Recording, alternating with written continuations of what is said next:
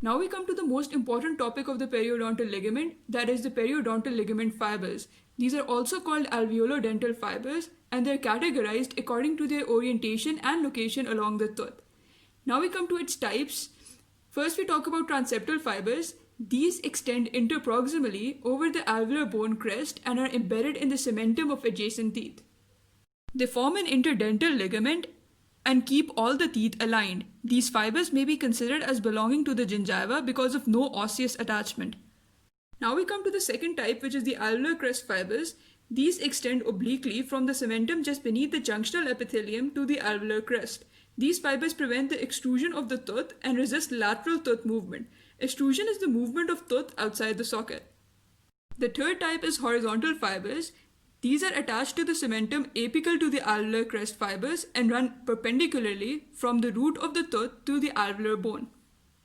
Oblique fibers are the most numerous fibers in the periodontal ligament. They run from the cementum in an oblique direction to insert into the bone coronally. Apical fibers radiate from the cementum around the apex of the root and attach to the bone, forming the base of the socket. Interradicular fibers are only found between the roots of multi-rooted teeth, such as the molars.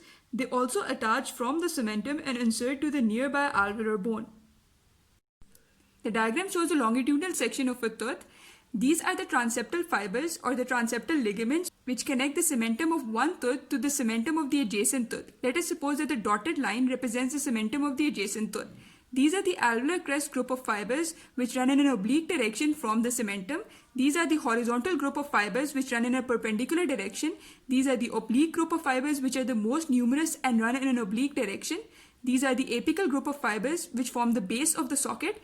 These are the interradicular group of fibers which are basically present only in multi-rooted teeth such as molars and connect the cementum to the alveolar bone.